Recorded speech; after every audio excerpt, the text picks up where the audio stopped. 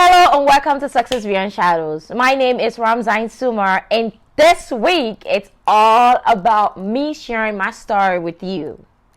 There's no better way for me to start off the show than to share my story with you.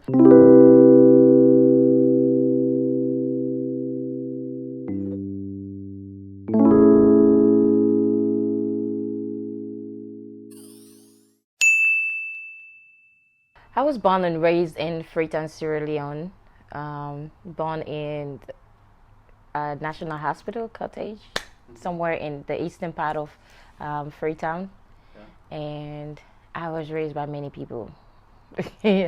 Yes, it sounds crazy, but that's the truth. I was raised by different people: my dad, my mom, my stepdad, my aunt, and more other people, neighbors, because apparently for me, where I came from, the neighbor contribute in upbringing. Yep.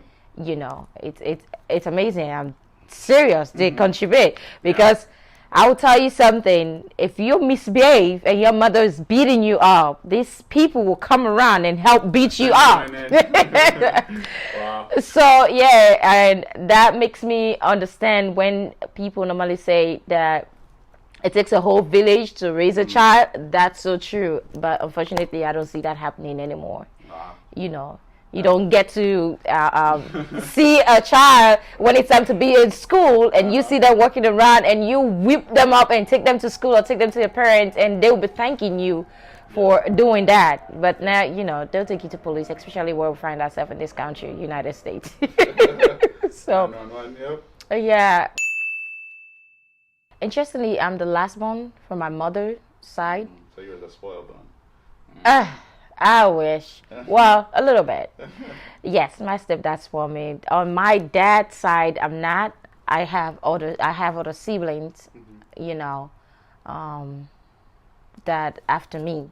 On my dad's side, to my mom's side, I'm the last one, and I grew up in an extended family, in both sides.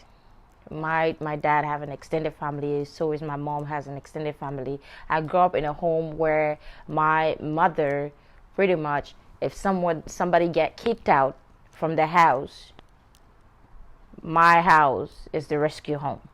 When I say kicked out, no, it doesn't even necessarily mean a teenager. I've seen my mom host married women that their husband kicked them out of their house while she is trying to make peace between them. And I remember one that we had long time ago. It didn't work out, but that woman was in the house as a family member till she actually get remarried again. That was years after, pretty much. Each and every neighbors is your family member, so you cannot differentiate that I'm not related to that. If you notice, most Africans, somebody that is older than them, we tend to relate to, they'll call them auntie or uncle. We're not necessarily related to them, but it's just how we're brought up. You know what I mean? So you're older than you, so your older siblings, you call them sister, brother, as a respect, like you acknowledging that they are your elder ones. So yes, that's the kind of environment that I grew up from, pretty much. Growing up to now, I'm amazed how I become a beauty queen, because I grew up as a tomboy. Like, if you check my legs, you have all this mag, because I was climbing trees, fighting boys. I don't even fight people. I'm fighting boys and do all the wild stuff you can ever think about. And I used to fall a lot when I was a child. I would literally fall down over 50 times a day. Wow. I'm not kidding. Wow. I trip myself. Oh my God. Yes, it's amazing. So I was a curious child. I always see things in a different way. I don't know why and how, but I always see things in a different way, and I always tend to challenge myself, especially the environment where I grew up. I would say it was an awkward feeling. And I say awkward in the sense that as I grew up, it becomes more confusing when my dad is around and my stepdad is around, and my stepdad has always been there. So this is the one I know that I call father. Yeah. Like, my language say papa. Mm-hmm. That's the one I know. Yeah. So now I have to call my real dad papa. And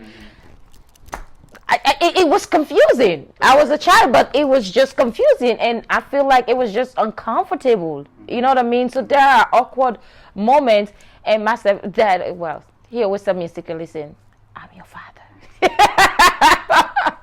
I say, yes, I believe. I say, yes, I believe. But I will tell you, there's so many difficult moments, like raising up from a different part of the family, like when the family is pretty much divided, and my dad has a way of doing things, and my mom and my stepdad have a way of doing things. And above all, there's a third party, where is my mom's older brother wife. So my name also, part of my name is, so my name is Ramzain. It's a combination of my mom, our eldest sister, and my mom elder brother wife, Zainab, the late woman. May her soul rest in perfect peace. Yes, so it's a combination. I don't know how they came about it, but it works. Right? I don't know how they came about it, but yes. So I was divided into 3 different parts. People that have to raise me up, 3 different family that have to raise me up. But majority of my time, as I grew up, I spent more time with my namesake, the one I was named after, Auntie Zainab. I spent more time, especially the holiday season and stuff like that.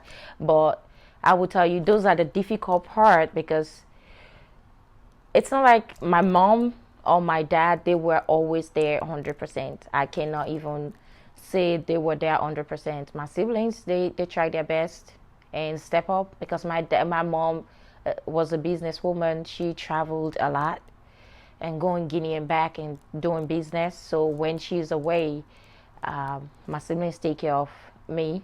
Mm-hmm. And my dad also was a businessman, and I do not know much where he's going, because as a child back home, pretty much you're not privileged for your parents to actually sit and talk to you what they're doing, what they're up to. No, you sit there, all you need to do, clothes is provided for you, food is provided for you, and you shut up, go to school and study. Yes.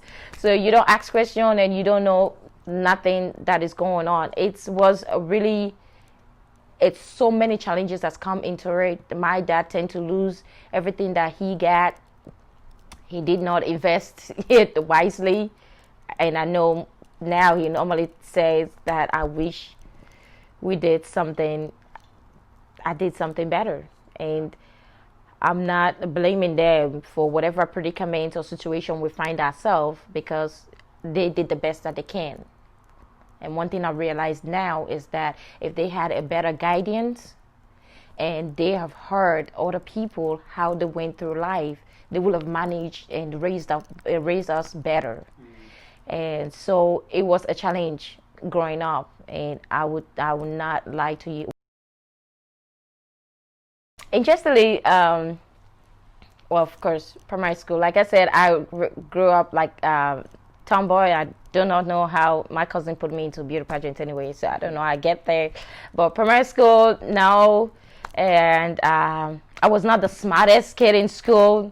I repeated a couple times in school, primary school. I repeated in secondary school, and I wasn't that bad. I have a couple friends in school that, and the interesting thing is that one of my friends in school, pretty much, she is much like a sister to me now, like literally. Wow. Yes. Wow. Yes. She's more like a sister. She's my friend, a very close friend. We live together even. Wow. That's how far. Yes. It's amazing. Oh my goodness, my school days. A little bit popular, because like I attend St. Joseph Secondary School, a convent, and then I transitioned to Methodist Girls High School. where I continue my SS. I do GSS 1 to GSS 3, and I flunk the Becker. So, yes, I do. And then I took it again. I wanted to transition because I didn't like the regime that was taking over the school. So I went to Methodist Girls High School, where I met wonderful people.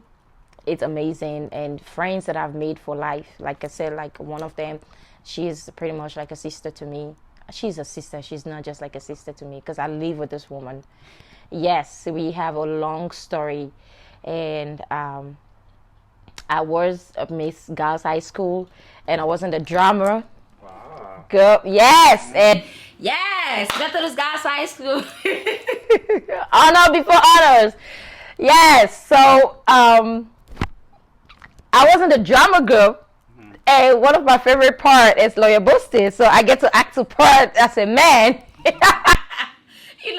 Come on, I was a teenager, no boobs, no nothing. I actually look like a man. Somebody actually sent me a picture. It's amazing. School was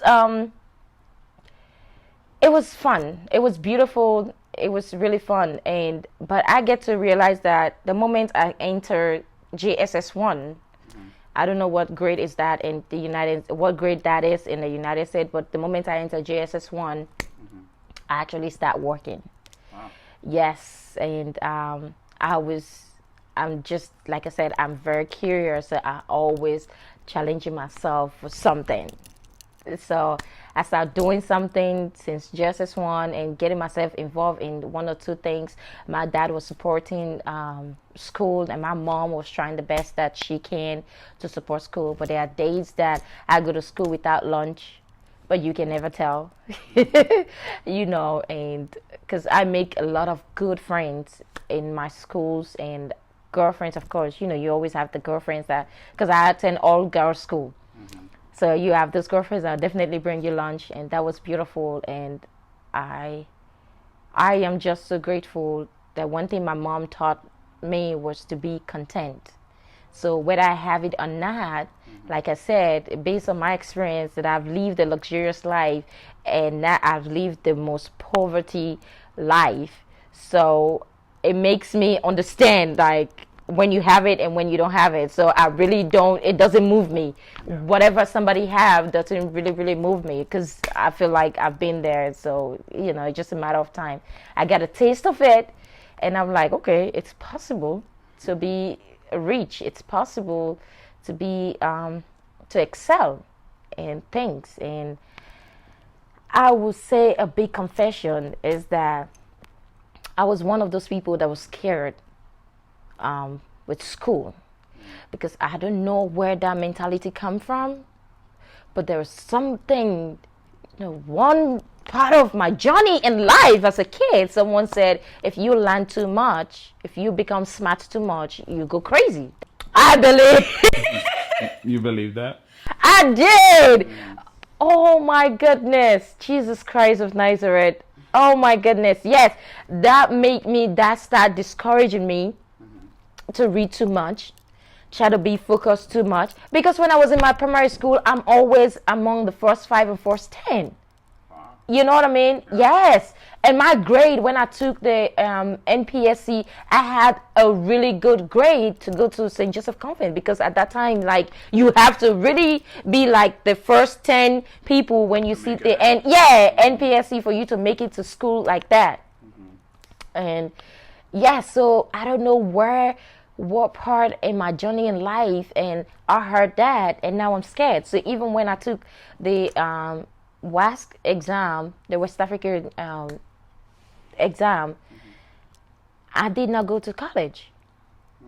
Yes, I was like, I did not go to college, because then I focused myself. I started working. I had a job pretty much. I never knew what resume was when I was in JSS 2, going to JSS 3. I was doing freelance selling. So I guess that's the other part I didn't tell you. Sweetie, I have sold so many things. My mother was a cookery seller.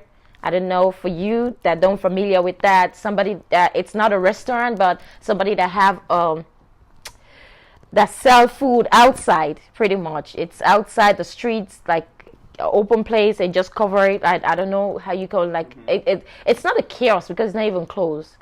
And we sell bread and fry. This my people can relate with that. But that what that means is that we sell bread where people come buy the bread, and we put fish and chicken, and you have like some sauce you put on the. Yes, when I say we sell everything, puff cake, I sell rice, everything. I sell everything because my mom was a businesswoman. And when things get really bad for my dad, there is a time that we actually have to sell the rice in the house so we can have something to eat that day. So we can cook rice and have something to eat that day, maybe paiement or something, because it gets to a point it really get bad.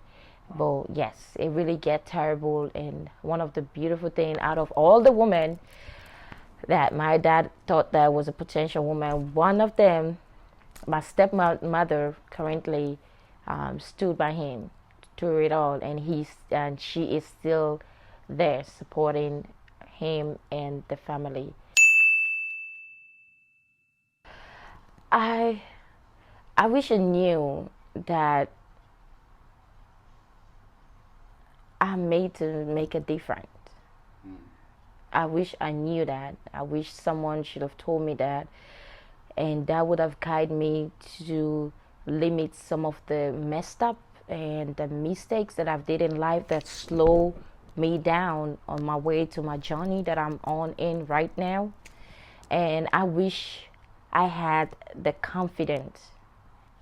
As a kid, as much as people think that I have so much confidence, I was very timid. And sometimes, even now, a little bit, I'm working on it, but I was very timid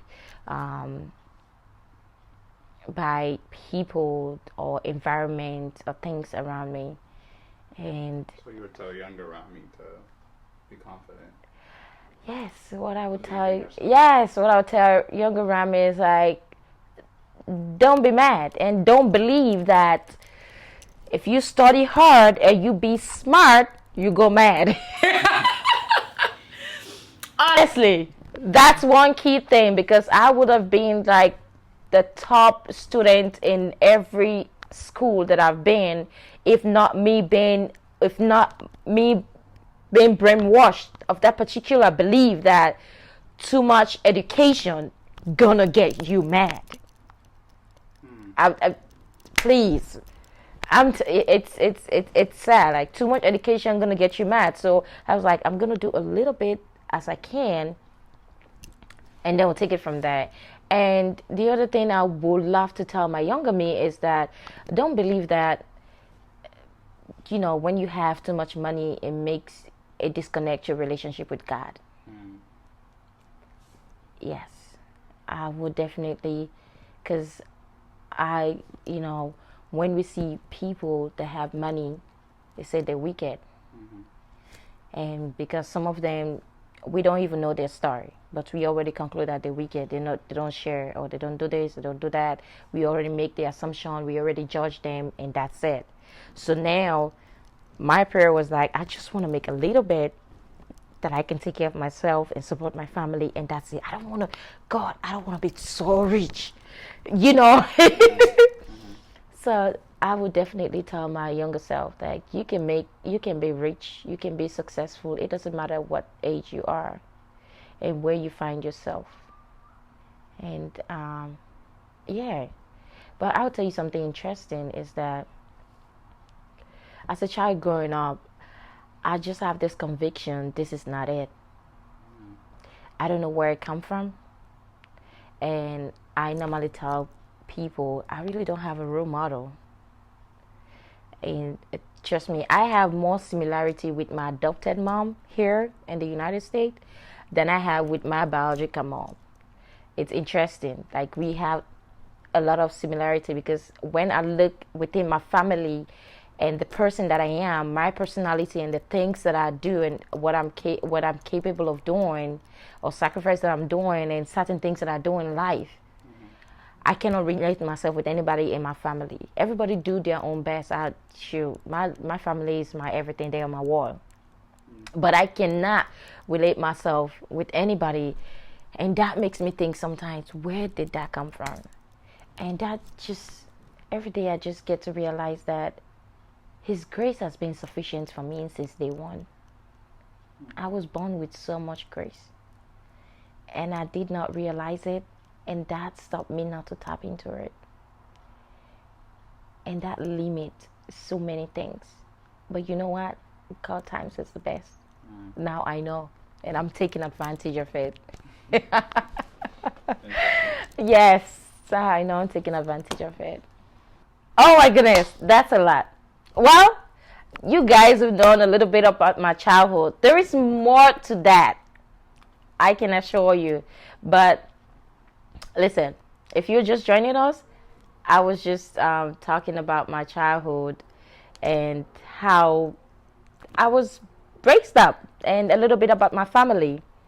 So stay tuned. Next, I'm going to be telling you how I get into modeling, well, beauty pageant, and I'm going to tell you my journey into the United States. You don't want to miss this.